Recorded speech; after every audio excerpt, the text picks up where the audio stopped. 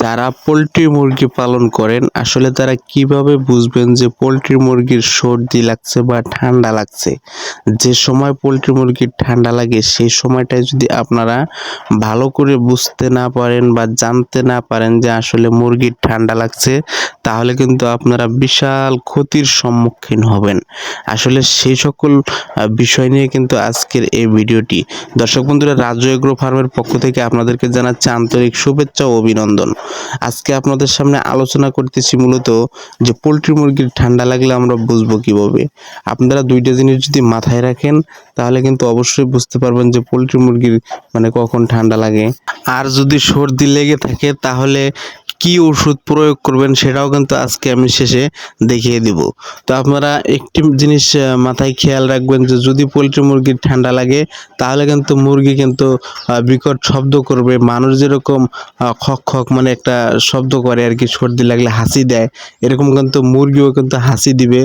তখন কিন্তু আপনারা বুঝতে পারবেন। আর মুরগি কিন্তু একটু নাড়াচাড়া কম করবে, হা করে নিঃশ্বাস নেবে এবং একটু ঝিমঝিম ভাব হবে কিন্তু। আর বিশেষ করে মুরগি কিন্তু একেবারে হা করে নিঃশ্বাস নেবে এবং মুখ থেকে কিন্তু গড় গড় শব্দ বের হবে। তখন কিন্তু আপনারা নিজেরাই বুঝতে পারবেন যে আপনাদের খামারে পোল্ট্রি মুরগির ঠান্ডা লাগছে। আর যদি পোল্ট্রি মুরগির ঠান্ডা লাগে তাহলে আপনারা কি ওষুধ প্রয়োগ করবেন, যে ওষুধে অতি দ্রুত পোল্ট্রি মুরগির ঠান্ডা নিবারণ হয়ে যাবে, সর্দি নিবারণ হবে। আর যদি সর্দি অতি তাড়াতাড়ি যদি নিবারণ করতে না পারেন তাহলে কিন্তু আপনি অনেক লসের সম্মুখীন হতে পারেন।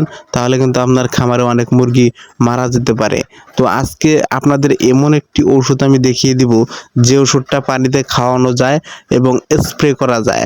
আপনারা বোতলের ভিতরে সেই ওষুধটি পানি দিয়ে মিক্স করে মুরগির উপরে স্প্রে করবেন। এই ওষুধটি নাম হচ্ছে পালমো কেয়ার।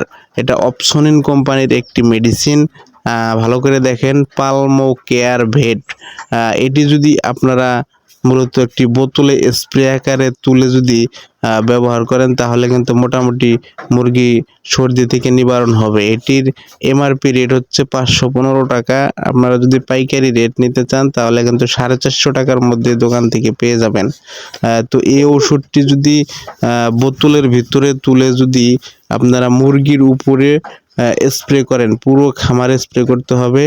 স্প্রে করলে কিন্তু মোটামুটি দেখবেন যে সর্দি থাকবে না। বোতলের ভিতরে যে একটি স্প্রে সিস্টেম আছে, সেই স্প্রে আমাদের দেখাচ্ছি যে এরকম একটা বোতলের ভিতরে পানি নেবেন এবং ওইখান থেকে মেডিসিন নেবেন।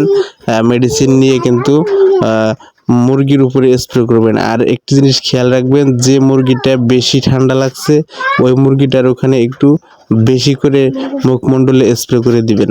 তাহলে কিন্তু দেখবেন যে 2 থেকে 3 দিনের ভিতরে কিন্তু আপনার পুরো খামার কিন্তু একেবারে সুস্থ হয়ে যাবে। মুরগি ঠান্ডা কি জিনিস সেটা কিন্তু আর পোল্ট্রি মুরগিতে দেখা যাবে না।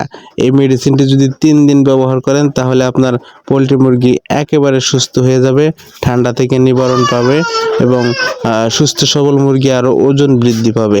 তো এই ওষুধটি ব্যবহার করে আপনাদের খামারের কিন্তু পোল্ট্রি মুরগি থেকে ঠান্ডা নিবারণ করতে পারেন।